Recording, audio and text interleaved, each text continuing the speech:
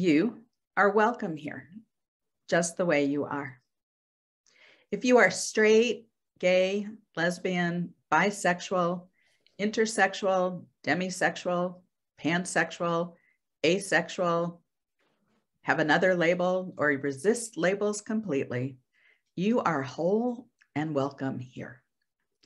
If you are transgender, non-binary, genderqueer, or cisgender, you are whole and welcome here.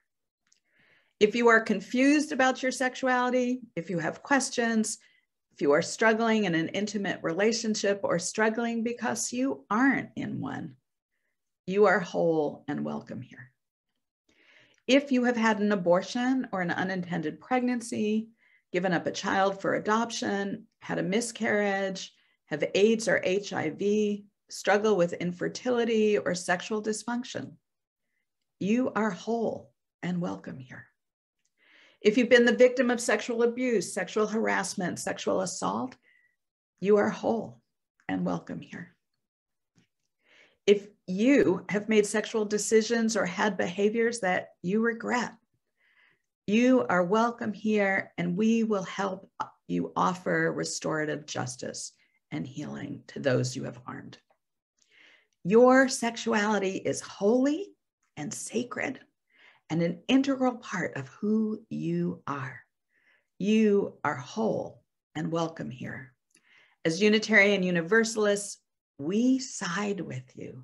We love you, and we will fight for your rights. We seek to create a world where sexuality and sexual diversity are celebrated with holiness and integrity.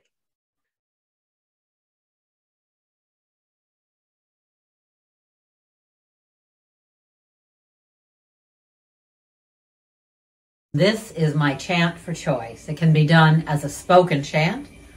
We love our bodies. We make our choices. We trust our wisdom. We raise our voices. We love our bodies. We make our choices. We trust our wisdom. We raise our voices. We love our bodies. We make our choices. We trust our wisdom. We raise our voices. We love our bodies. We make our choices. We trust our wisdom. We raise our voices. Okay, so one of the things that I love most about being a Unitarian Universalist is our principles.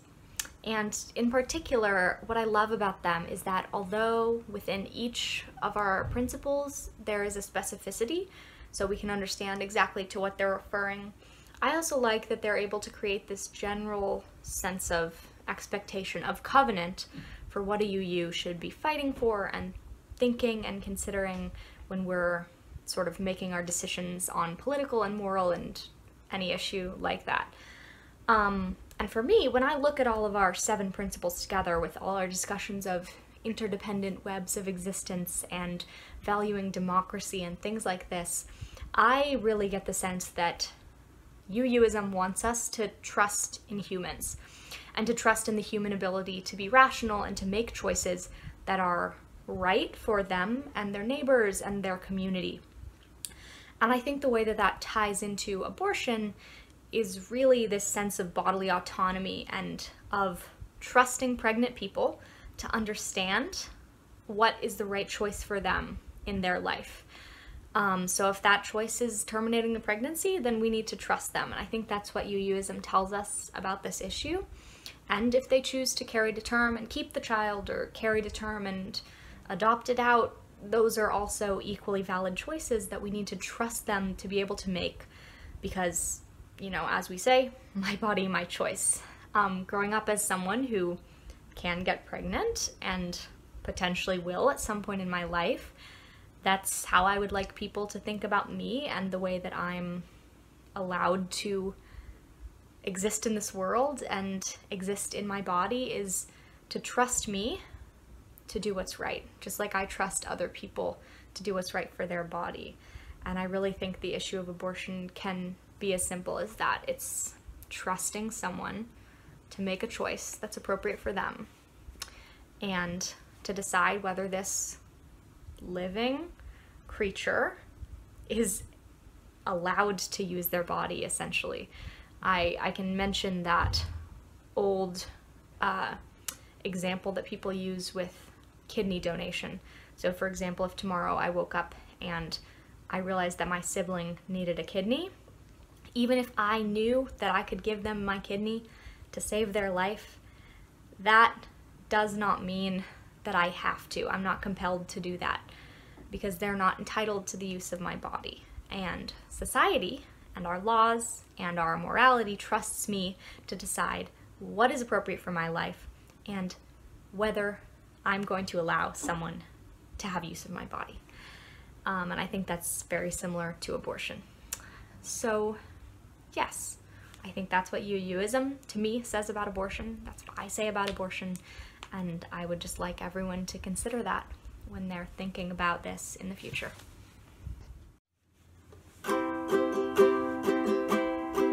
Some folks believe a life begins when egg meets sperm and want to force all pregnant women to carry to term, but their actions point to something that you wouldn't expect, that they think kids only matter when they're not born yet. They'll make sure family leave and childcare funding fails, take away their parents at the border and jail. Kids beg for climate action under crippling debt, while you show them they only matter when they're not born yet. If abortion was the issue, contraception would reduce it. Whoa, but wouldn't you know certain people made it difficult for everyone to use it?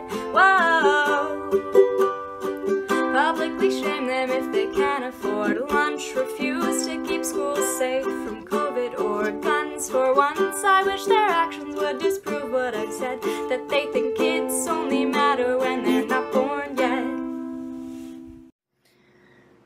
Shame is a tool that's wielded by the patriarchal society in which we find ourselves. It's one that sometimes we understand how the mechanisms work, and sometimes they creep up on us in a way that still profoundly affects our lives. Shame in particular around sex and sexuality provides the basis upon which so many people fail to come forward about sexual assault or rape, and the reason why, though many of you, most of you probably know someone, love someone who chose to have an abortion, has not told you. Because shame is internalized, and shame forms the basis upon which the story of my abortion is, the foundation of my abortion story is around shame. The community in which I grew up in was so shameful about natural teenage sexuality that the word sex wasn't even used in our 1/4 of health class that attended to bodily functions. Shame prevented me from going to any of the people in my life, the adults in my youth group, my parents, my teachers, to ask them about how to have safe sex. When I decided after many months with a boy whom I loved that I wanted to have sex, shame prevented me from seeking birth control. Because I knew from experience that in my town of just over 2,000 people, I could not access birth control either over the counter or from a doctor without the news of that possibly getting to other people. And I had learned through the way that shame was placed upon the shoulders of young women like me that good girls didn't have sex before marriage. So when I found myself pregnant at the age of 17, at the very end of my senior year of high school, in a rural community with no access to health care that would be private and would allow me to make the decisions I wanted for myself, I had to make the decision to not only reveal to my parents that I'd had sex, but that sex had resulted in a pregnancy. I was lucky, like many of the women that I hear about in Texas right now, who are able to get the resources that they need, the time, the transportation, the money, to get access to an abortion, which is what I did.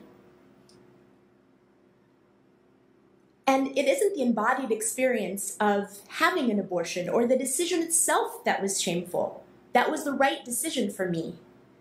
But shame then shaped the fact that my family never spoke to me about my abortion. I didn't seek mental health care. I was afraid to tell new friends or boyfriends that I'd had an abortion in fear of how they might judge me. I even had to think very clearly about how to tell my children once I felt they were old enough that I had had an abortion. And my oldest child reflects this beautiful message to me in that, Mom, I'm glad that you had that abortion because otherwise you wouldn't have had me. And that's true. The ability, the choice that I was able to make to not carry that pregnancy to term meant that 4 weeks after that abortion, I could go to college on my scholarship as I had planned and pursue the life that I had wanted, which would not have been possible had I carried a child in a relationship that was not healthy, in a circumstance where I did not have the resources to give that child the life, the stability that they needed. And so, yes, we need to talk about abortion. We need to reduce the shame and the stigma around a private healthcare decision that people who get pregnant at all stages of their lives need to be able to make freely, safely, and without shame. So thank you for listening to me and these other stories. And I hope that you continue to live your UU values, valuing the individual human dignity. And like Celia said so well, that you learn and remember that we should trust each individual person to make the decisions that are right for them. Thank you. Universe in my uterus. A famous poet once conjured the world in a grain of sand. My doctor has conjured the universe in my uterus. No worn cliche, seed, menses, life fetus, but a fibroidal white dwarf, an echo of what was once a star, a cystic degenerating black hole collapsing in upon itself as any self-respecting dying growth should. On my bad days, when my mind unhinges benign from growth, I taste the dark thickness. I see the thick darkness. I feel the cobwebs covering the crevices where this complicated tissue has insinuated itself. On my good days, when the hypochondriacal whispers of gangrene are muted, I sense wonder, even order on the grandest scale. Having outgrown its blood supply, this grapefruit-sized orb embedded in my uterine wall has gone tangerine and liquid-centered, a liqueur-filled truffle going supernova. Having never given birth to a child, I wonder now if my womb will become home to any variety of celestial bodies, or clouds, nebula, the Kuiper belt, perhaps even a red giant. Left with humbler tools than God who made the universe, or my physician with her extensive technologies. On my whimsical days, I conjure a red garden gnome, hollow, friendly, innocuous.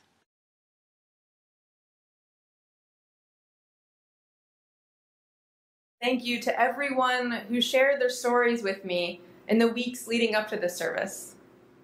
I opened up my inbox and invited you to speak openly about your experiences under the safety of, and the response was overwhelming. I had at first thought of including every word of your stories in this service, but I realized that would fill almost our entire hour this morning.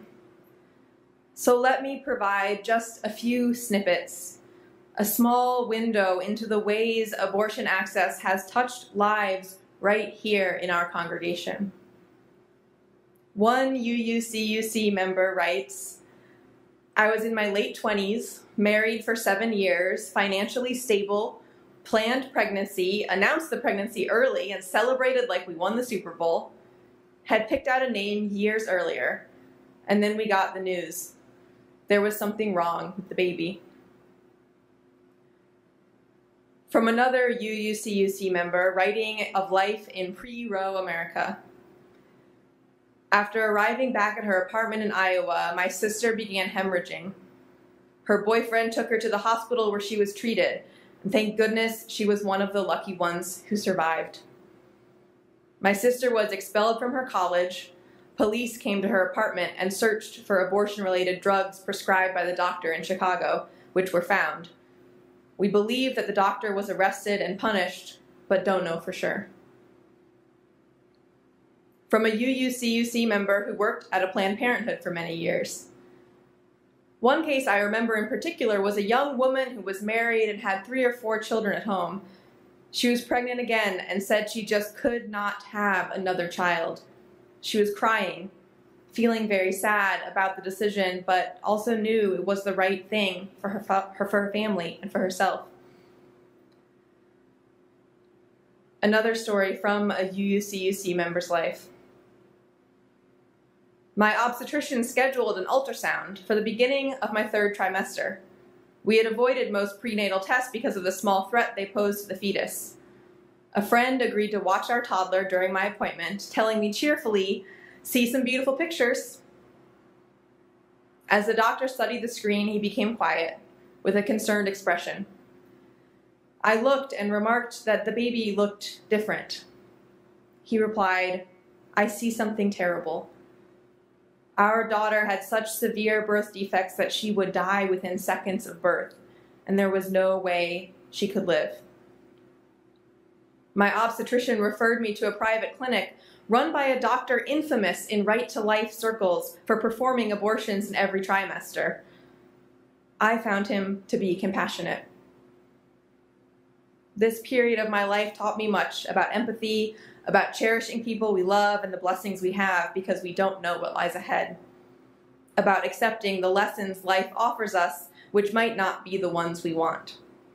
I don't dwell on the past, but the anti-abortion comments and restrictions demand that we tell another side to the story and that we act to preserve the freedom won by the preceding generations of women. From another UUCUC member, I don't have any regrets. I was in no position to raise another child. It would have brought all of us down and would have trapped me in a failing marriage. It would have taken away from my ability to parent the children I already had, and my obligation was to them. Another writes, my abortion experience made me grateful.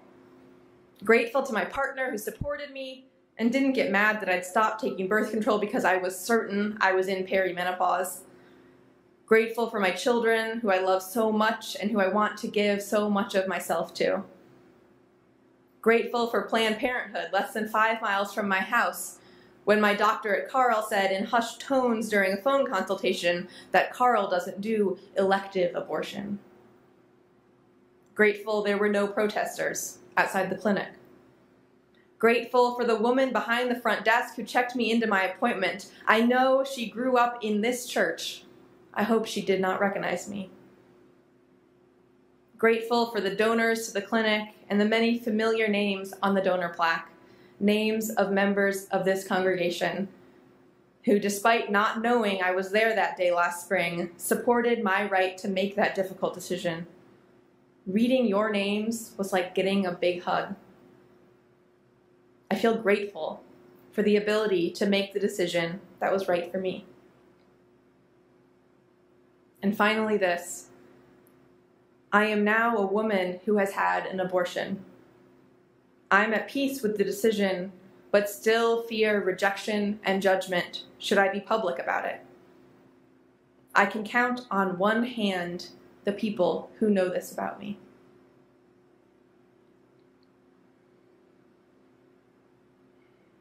Thank you again to everyone who wrote to me or spoke with me about your experience.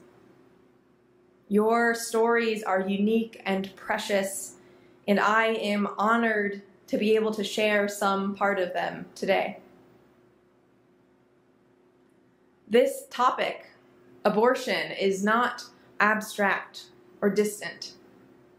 These are members of our community. Someone you love has had an abortion. Someone you love will need an abortion in the future.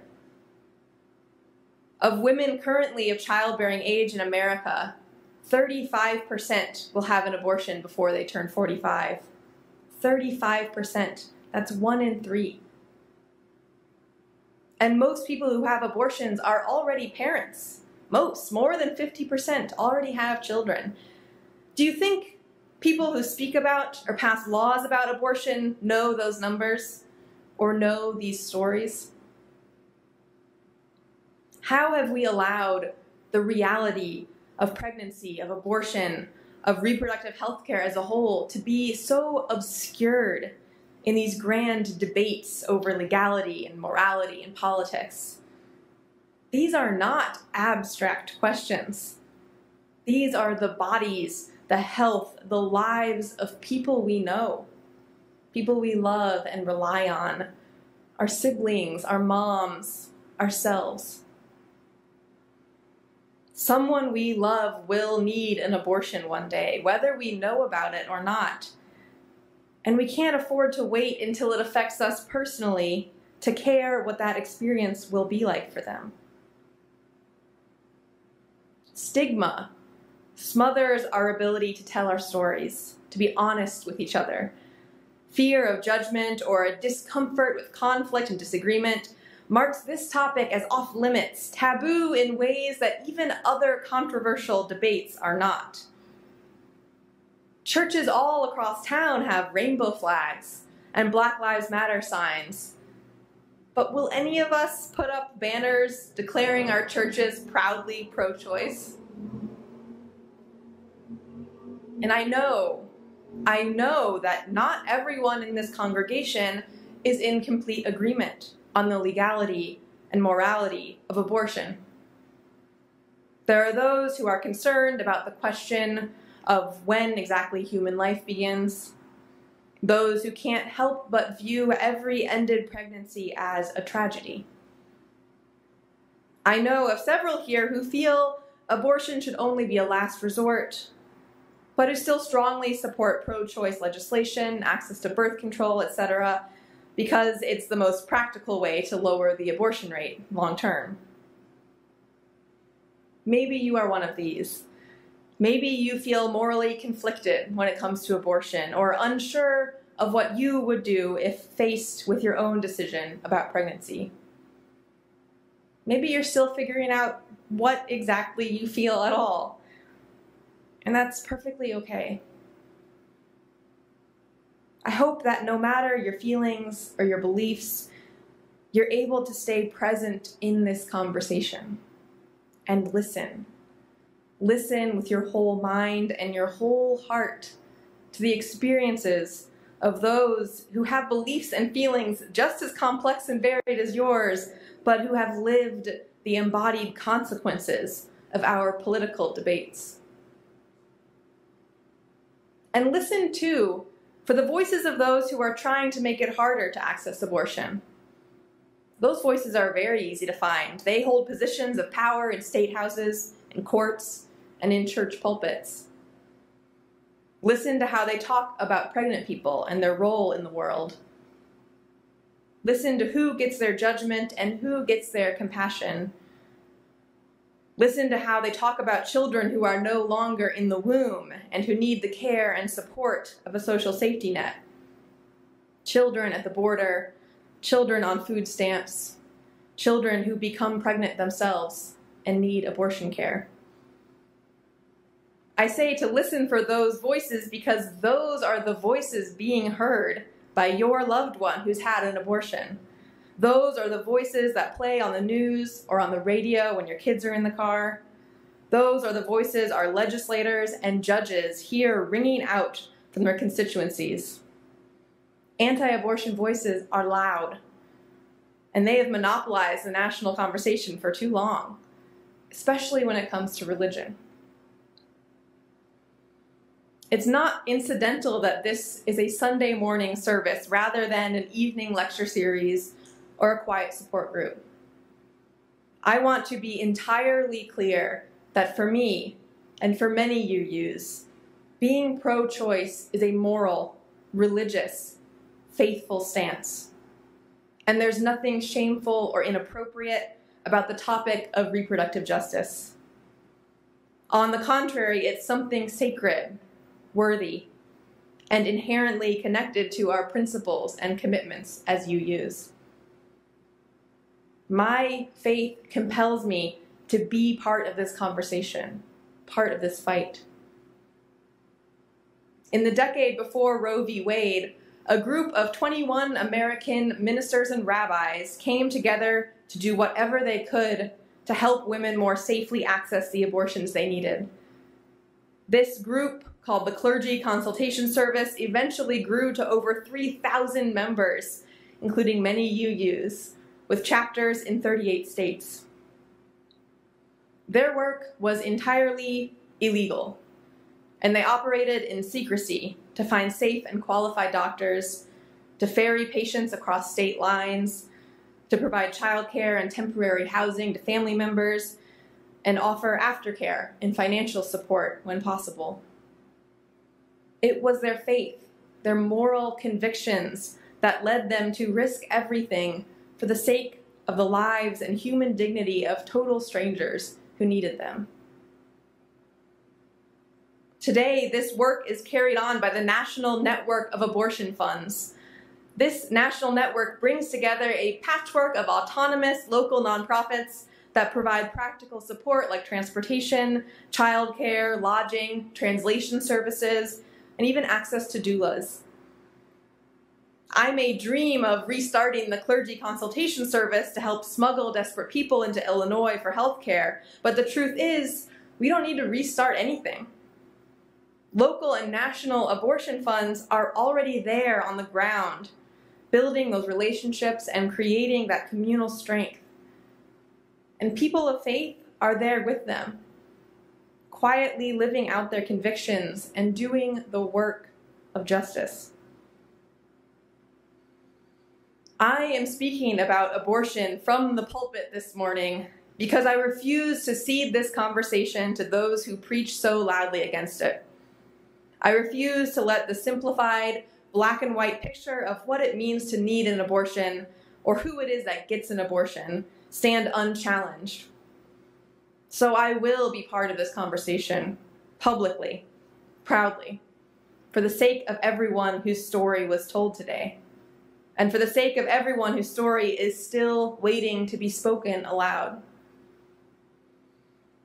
If you are listening today, no matter where your heart lands on this issue, if it's a good heart and committed to understanding and fully embracing your fellow humans and all their complexity, then I invite you to be part of this conversation too. We need to talk about abortion. Within our churches, with our friends, with our families.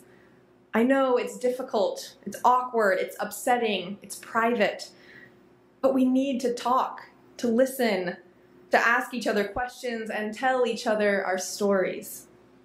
We need to talk about abortion. Because if the good-hearted people of the world stay silent, unsure, avoidant, we know exactly which voices will ring out all the louder, calling for more restrictions, less access, more judgment, and a return to the terror of pre-Roe America. So may we speak out, may we share deeply, and may we listen, always, to those whose stories tell the lived, visceral repercussions of our society's endlessly abstracted culture wars. These are our lives, so may we not be quiet about it. Amen. Resources for worship this morning were provided by many of our sibling congregations and collected by the Unitarian Universalist Association, and provided for us to use free of charge.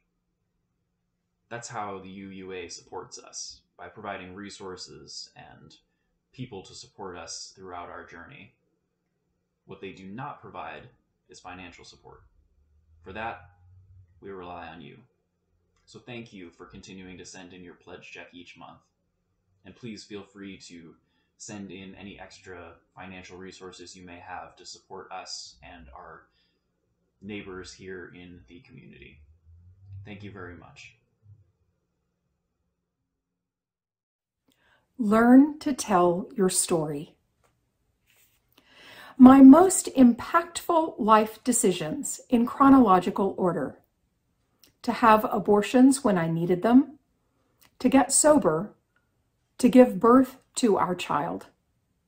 If each life is precious, so is mine, so is theirs, so is yours. I do not regret nor feel shameful about my abortions. Rather, I am grateful for access to abortion care by compassionate, professional providers, and for, as Minnesota Attorney General Keith Ellison has said, the opportunity to captain my own ship. A wish list for all of us, especially my adult child's generation. Robust reproductive justice, health, and freedom without stigma or restriction. An end to heteronormative, patriarchal, white supremacy culture. And love and liberation in abundance. May it be so.